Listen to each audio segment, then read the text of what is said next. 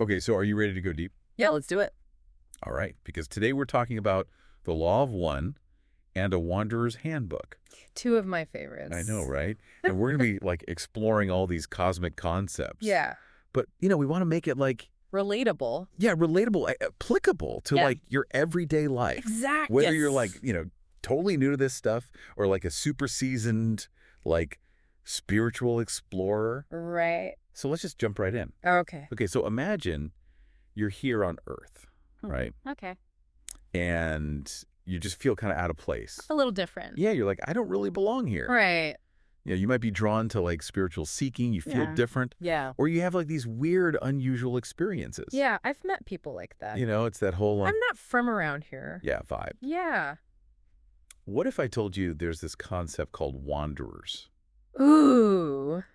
Tell me more. That might explain these feelings. Okay, I'm listening. So wanderers are these souls, and they're from higher densities. Higher densities meaning? Like levels of spiritual evolution. Okay. Who've chosen to incarnate here on Earth. Right here, right now. Yeah, wild, right? That is wild. And they come from these realms of like advanced love and understanding. Advanced. Yeah. Okay. And their purpose is to help humanity evolve. So they're like little helpers. Like cosmic volunteers. I love that. Cosmic volunteers. Yeah, helping us raise our vibe. Yes, exactly. Incredible. And according to a Wanderer's Handbook, there are about 65 million of these souls here right now. Wow. Primarily from what's known as sixth density. Sixth density. Okay, wait, hold on. Yeah. Density, sixth density. Okay, let's break it down. Yeah, break it down. All right, so imagine densities as these like levels of vibration. Okay. Or spiritual awareness. It's like climbing a cosmic ladder. I like that. Right?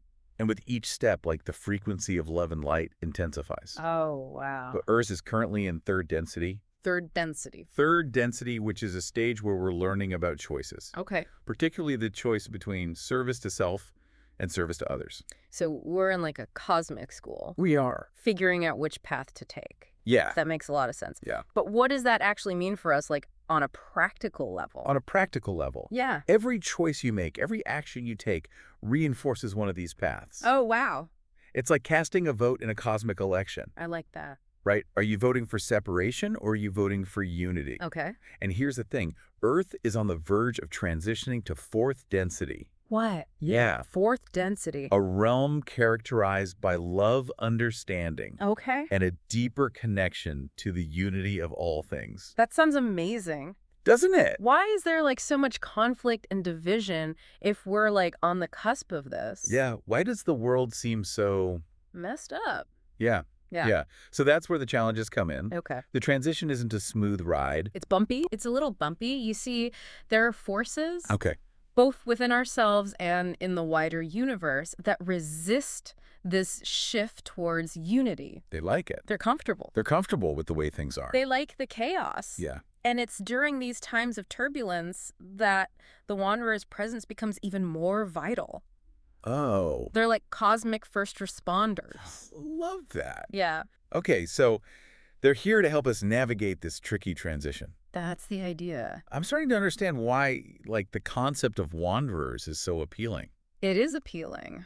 It's like having a cosmic support system. Right. Cheering us on. Cheering us on like, you can do it. Yeah. You got this. Yeah. But here's the thing.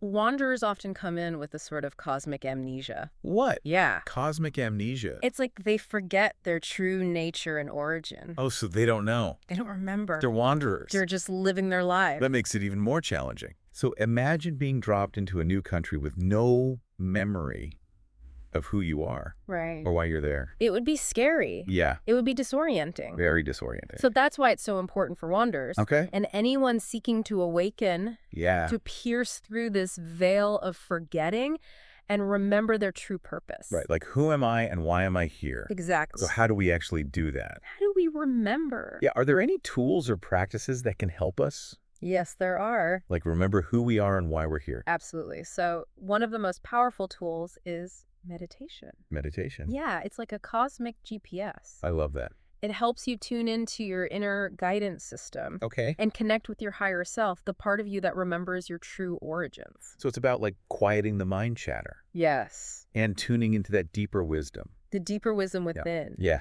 And as we deepen our meditation practice, we begin to understand the concept of energy centers, often referred to as chakras. Oh, chakras. Those like mystical energy vortexes we always hear about. Yeah. Are you saying those are real? They're very real, and understanding how they work can be incredibly empowering. Okay. Imagine these energy centers like spinning wheels of light within your being. Okay. Each chakra relates to different aspects of your physical, emotional, and spiritual well-being. So each one is different? Each one's a little different. Yeah. Okay, so for example, the heart chakra, Yeah, which is located in the center of your chest. right in the center of your chest. It vibrates with this beautiful emerald green energy. I love that color. I know, right? Yeah, So that's where those colors we hear about come into play. that's where the colors come in. Okay. The green ray of the heart chakra is all about unconditional love, compassion, and empathy. When this chakra is open and balanced, you radiate love and kindness effortlessly, Like a beacon, like a beacon of light, attracting more love. attracting more love into your life. That sounds beautiful. It is beautiful. Is there a way to like consciously work with these chakras You can. and amplify their power? Absolutely. There are various techniques, including visualization, breathwork, and sound healing, that can help to activate and balance your chakras. Okay. It's like tuning a musical instrument, Oh, I like that. making sure that each string is vibrant and resonant. Okay, I'm feeling a little overwhelmed. It's a lot of information. It is. Yeah, It is. but in a good way. But it's exciting too. It is exciting. It can feel like that when you start delving into these deeper aspects of reality. It's like a whole new world. It is. It's a whole new world. It's opening up. Yeah. And remember, the journey is meant to be enjoyable. Okay. It's not about forcing yourself to understand everything at once. So it's about trusting the process, Trust the process. taking it one step at a time, One step at a time. and allowing the wisdom to unfold naturally. Letting it come to you. Yeah, Exactly. that's reassuring. It is reassuring, and one of the most profound insights you'll gain on this journey is the understanding that you're not alone. We're not alone. You're part of a vast, interconnected web of consciousness. We're all connected. We're all connected. Like threads in a cosmic tapestry. It's a beautiful image, and the choices you make, the energy you radiate, affects the entire tapestry. Oh, wow. That's why the law of one, which is a central theme in both of these works, is so crucial. Okay, I've heard of the law of one, but I'm still a little fuzzy on what it actually means. Okay. Can you like shed some light on that for me? Of course, the law of one essentially boils down to the understanding that all is one. Oh. We are all interconnected, part of a single unified consciousness. So we're all like waves in this same ocean? Precisely. And when we live in alignment with this understanding, our actions naturally reflect love, compassion, and unity. Okay. We start to see the divine spark in everyone and everything. That sounds like a recipe for a more peaceful and harmonious world. It is. It's a beautiful thing. But how do we actually apply the law of one in our everyday lives? How do we live it? Yeah, it seems like a pretty lofty concept. It's actually simpler than you might think. It starts with small conscious choices. Okay, like what? Okay, give me an example. Yeah. Let's say you're stuck in traffic. Okay. Been there. Right. Feeling frustrated and impatient. Yeah. Instead of letting those negative emotions take over, you can choose to practice compassion. Okay. You can imagine that the person in the car next to you Yeah. is also having a tough day, Right. maybe even dealing with bigger challenges than you. So it's about shifting our perspective Shifting perspective. and choosing to see the good. Yes, Even in like challenging situations. even when it's hard. Yeah. Exactly. And the more we practice this, the more natural it becomes, Oh. like strengthening a muscle. Okay. The more you use it, the stronger it gets. That makes a lot of sense. Yeah. But what about those times when we feel overwhelmed by negative energy? When it's just too much. Yeah, like we're drowning in a sea of negativity. I've been there. How do we stay afloat? So that's where techniques like visualization and energy work become even more important. Okay. Imagine yourself surrounded by a protective bubble of white light, Okay. deflecting any negativity that comes your way. So it's like creating an energetic shield. You could think of it that way. Yeah, it's about consciously choosing to focus on the positive and allowing that positive energy to fill your being. This is all starting to feel very empowering. Right. Like we have more control You do. over our energetic state You do. than we realize. Absolutely. And that's a key takeaway from both the Law of One and A Wanderer's Handbook. Okay. You are not a victim of circumstance. I'm not. You are a powerful creator, I am. capable of shaping your reality through your thoughts, beliefs, and actions. That's incredibly inspiring. But I have to ask, if we're all connected and Yeah. we all have this creative power, Yeah. why does there seem to be so much suffering in the world? That is a profound question. And while there are many layers to that answer, Okay. part of it has to do with the concept of free will. Free will. Free will. What does that have to do with suffering? We all have the right to choose our own path, Okay. even if those choices lead to suffering. It's part of the learning process, part of the grand experiment of consciousness. So it's like we're all here to learn and grow. We are. And sometimes that involves like making mistakes and experiencing pain. Sometimes it does, yeah. Yeah. It's a bit like that. Okay. But here's the thing.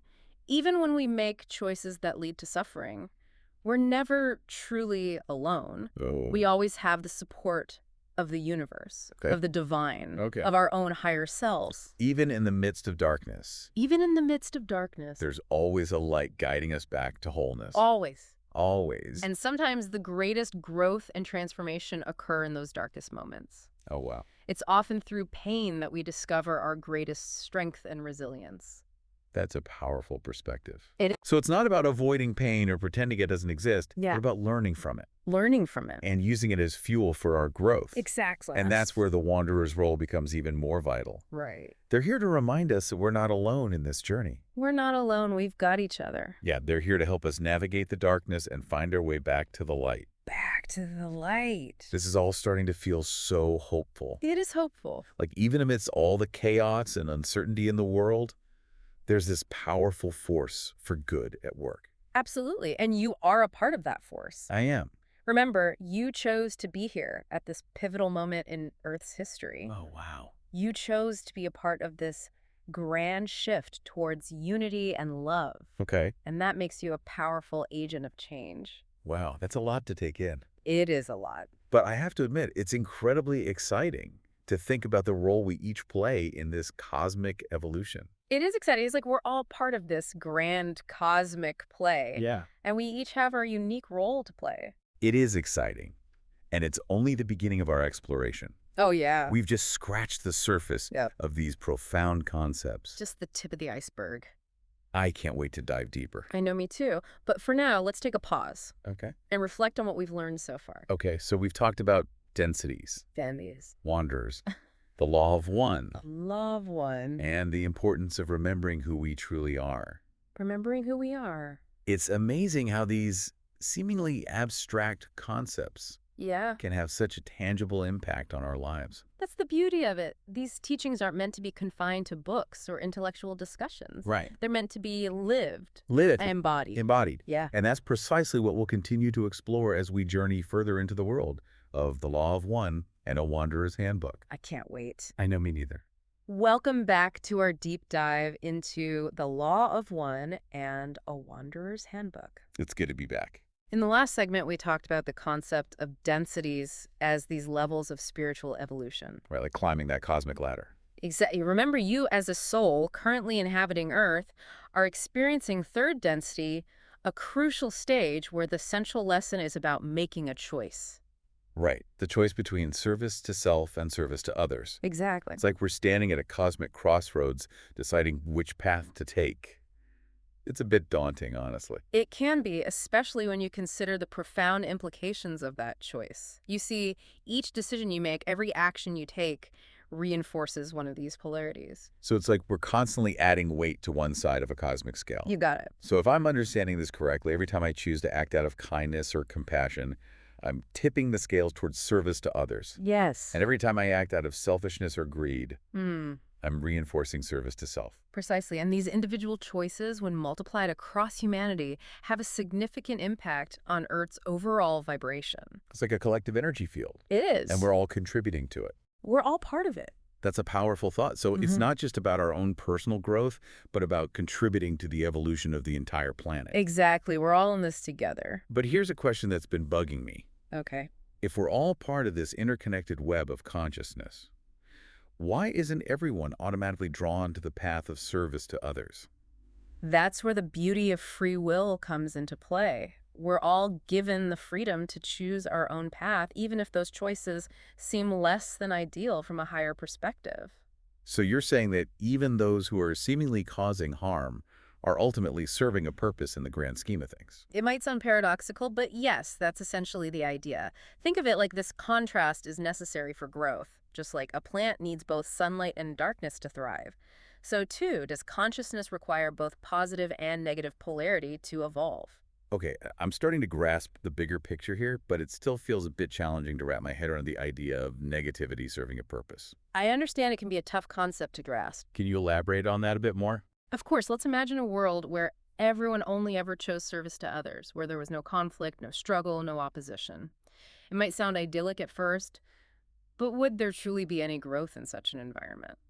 Hmm, that's an interesting question. I guess without challenges to overcome, we'd become stagnant. Exactly. It's like a muscle that atrophies without use. So in a way, those who choose the path of service to self while seemingly creating disharmony are actually providing a catalyst for growth. They're pushing us to define our own values, to stand up for what we believe in, and to strengthen our resolve to choose love over fear. Okay, that makes a lot more sense. It's not about condemning those who choose a different path, but about recognizing the role they play in the larger evolutionary dance.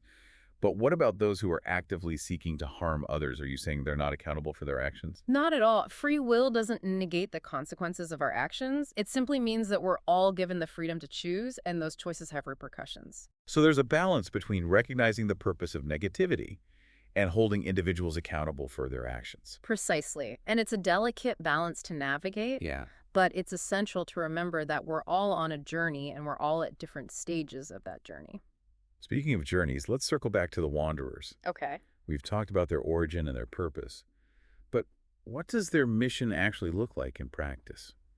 Do they have specific tasks to accomplish, or is it more about their overall energetic presence? It's a bit of both. While wanderers may not have a specific checklist of tasks to complete, their very presence on Earth helps to raise the overall vibration. So they're like walking, talking energy amplifiers, Yeah. radiating love and light wherever they go. You could say that, and that energy has a ripple effect, influencing those around them and contributing to the overall shift towards fourth density. That's so cool. But if their mission is so subtle, how do they even know they're wanderers? Do they have any special abilities or insights? Sometimes, yes, wanderers often report feeling a deep sense of not belonging, a longing for something more, or a strong connection to spirituality or metaphysical concepts. So those feelings of being different or out of place could actually be clues to their true nature. Exactly. And as they awaken to their true identity, they often develop heightened empathy, intuition, or psychic abilities. They might also experience synchronicities, dreams with vivid messages, or a strong pull towards certain places or people. So it's like a cosmic treasure hunt, piecing together the clues to uncover their true purpose. You could see it that way, and it's a journey filled with wonder, discovery, and often a bit of confusion. Remember, they've come here with a sort of cosmic amnesia, so the process of remembering can be quite a puzzle. That makes sense, but it must also be incredibly exciting to uncover those hidden aspects of yourself. It's like unlocking a superpower you never knew you had. Absolutely. And as wanderers awaken to their true nature, they often find themselves drawn to others who are on a similar path. They form communities, share their wisdom, and support each other in navigating the challenges of third density. So it's like they're creating these little pockets of light, these beacons of hope amidst the darkness. Exactly. And those pockets of light can have a profound impact on the world around them. They inspire others to awaken, to connect with their own inner light, and to contribute to the collective shift towards unity. This is also inspiring, but let's get practical for a moment. Okay. What are some specific things that wanderers or anyone seeking to awaken can do to amplify their positive impact and navigate the challenges of this time? Well, one of the most important things is to remember the law of one. Even in the face of negativity or conflict, strive to see the divine spark in everyone you encounter. So it's about choosing love over fear, even when it's difficult. Precisely. And that doesn't mean being passive or allowing yourself to be mistreated. It means recognizing the inherent worth and dignity of every being, even those who seem lost or misguided. That's a powerful reminder. But what about when we encounter negativity directed at us personally? How do we protect ourselves while still maintaining that loving perspective? That's where the practice of setting boundaries comes in. You can hold a loving space for someone without absorbing their negativity. Imagine yourself surrounded by a protective bubble of white light, deflecting any harmful energy. So it's like creating an energetic shield to protect our own vibration while still allowing love and compassion to flow. Exactly. And remember, you don't have to engage with every negative energy that comes your way. It's Huh. okay to walk away from situations that are draining or harmful to your well-being. That's such a valuable reminder. We often feel obligated to fix everything or help everyone, but sometimes the most loving act is to protect our own energy. Absolutely. And another powerful practice is forgiveness. Holding on to anger or resentment only harms you in the long run. But isn't forgiveness letting someone off the hook for their actions? Not necessarily. Forgiveness isn't about condoning harmful behavior. It's about releasing the negative energy that's holding you captive. It's about freeing yourself from the burden of anger and resentment so that you can move forward with love and compassion. That makes a lot of sense, like choosing to let go of a heavy weight so Right. that you can soar higher. But how do we actually forgive someone who has deeply hurt us? It's a process, and it's not always easy, but it starts with recognizing that everyone is doing the best they can with the awareness they have. Even those who cause harm are often acting out of their own pain or trauma. So it's about cultivating compassion, not just for others, but for ourselves. Exactly, and remembering that we're all on a journey of learning and growth, and we all make mistakes along the way. These are such valuable insights, but I have to ask, what about Carla Ruckert, the author of A Wanderer's Handbook? Yeah. What can we learn from her personal journey and teachings about navigating these challenges? Carla's life and work offer a profound example of living in alignment with the law of one. Her dedication to channeling the raw material, the messages from the social memory complex known as raw, demonstrates a deep commitment to service to others. And her relationship with Don Elkins, her partner in this work, also highlights the challenges and rewards of walking this path. Absolutely. Their story is a testament to the transformative power of love, dedication, and service. Carla often spoke about the importance of surrendering to a higher purpose, of letting go of personal desires to serve the greater good. So it's about recognizing that we're all part of something bigger than ourselves and choosing to align our actions with that higher purpose. Precisely, and that alignment doesn't always mean grand gestures or extraordinary feats. It can manifest in simple acts of kindness, moments of compassion, or a willingness to listen with an open heart. That's so reassuring. It makes living a spiritual life feel much more accessible and attainable. Yeah. It's not about being perfect or having all the answers. It's about showing up with love and doing the best we can in each moment. Beautifully said, and that's the essence of Carla's teachings. She emphasized the importance of living a devotional life, of dedicating ourselves to faith and service. But that devotion doesn't require blind obedience or rigid dogma. It's about living in accordance with the principles of love, unity, and compassion. So it's about embodying those principles in our thoughts, words, and actions, not just talking about them or reading about them. Exactly. And that embodiment takes practice. It requires us to be mindful of our choices, to cultivate self-awareness, and to continually choose love over fear. Welcome back to our deep dive into the Law of One in A Wanderer's Handbook. It's good to be back. We've been exploring some pretty profound concepts, right? Yeah, densities, wanderers. Yeah, the choice between service to self Right. and service to others. It's a lot. It is a lot. And as we delve deeper into these teachings, we start to uncover these practical tools and techniques Yes. that can help us navigate the challenges of our time and accelerate our spiritual growth. Exactly. Make it practical. Exactly. That's what I'm excited to explore in this final part of our deep dive. Okay, let's do it. We've talked about the power of choosing love over fear, Right. the importance of forgiveness. Forgiveness is key. It is key. But are there other tools that we can use Yes. to enhance our journey and contribute to the collective awakening of humanity? Absolutely. One practice that Carla Ruckert emphasized in A Wanderer's Handbook is the power of magical visualization. Magical visualization. A magical visualization. That sounds intriguing. It is. I've heard about visualization before, Right. but what makes it magical? Think of it as a way of consciously directing energy to create positive change. It's based on the principle that thought creates reality. But wouldn't that violate free will? That's a great question. If we're directing energy to influence others, Yeah. aren't we interfering with their choices? That's a valid concern, and it's why magical visualization must be approached with great care and responsibility. The key is to understand the difference between influencing others and offering them opportunities for growth. So it's not about imposing our will on others, No. but about creating a space where positive change is more likely to occur. Exactly. It's like planting seeds of love and light in the fertile ground of the collective consciousness. We can't force those seeds to grow, but we can create the optimal conditions for them to flourish. Okay, so how does this actually work? What do we do during magical visualization? It starts with creating a clear intention. Okay. What is it that you want to manifest? So, like, what do I want to see happen? Yes. Perhaps it's peace in a conflict zone, healing for a loved one, or a greater sense of unity in your community. Once you have a clear intention, you use your imagination to visualize that outcome as if it were already happening. So we're essentially creating a mental movie Yeah.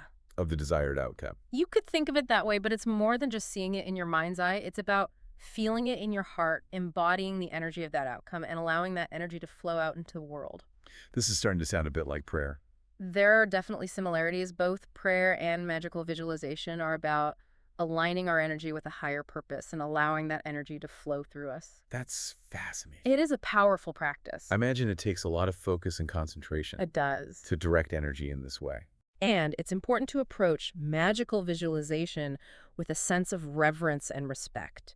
It's a powerful tool that should be used wisely. Are there any tips or techniques that can help us practice magical visualization effectively? One technique is to create a sacred space where you can focus without distractions. Light a candle, play calming music, or surround yourself with objects that inspire you. So it's about setting the stage Yeah. for a powerful, energetic experience. Exactly. And once you're in your sacred space, take some time to ground yourself and connect with your heart center. Then bring your intention to mind and begin to visualize it as vividly as possible. Engage all your senses, see it, hear it, feel it, smell it, taste it. Wow, that sounds incredibly immersive. It is. And the more you practice, the easier it becomes to hold that visualization and allow the energy to flow. This is all starting to feel very empowering. It's like we have this incredible ability to co-create our reality, You do. not just for ourselves, Yes. Yes. but for the world around us. Yeah, that's precisely the point. You are a powerful creator, and magical visualization is just one tool that can help you harness that power. I love that. But let's be honest, life can be pretty chaotic and distracting. Life is messy. It is. How do we maintain that sense of empowerment and connection to our higher purpose amidst the everyday hustle and bustle? That's where daily practices become so important. Carla often emphasized the power of simple rituals, like starting each day with a moment of gratitude or setting aside time for meditation or journaling. So it's about weaving these practices into the fabric of our lives, Yes. making them a natural part of our daily routine. Exactly. It's not about adding more to your to-do list, but about finding ways to integrate these practices into your existing schedule. That makes a lot of sense. But let's be realistic. Many of us are juggling busy lives with work, family, and other commitments. How do we find the time for these practices when we're already feeling stretched thin? That's where creativity and flexibility come in.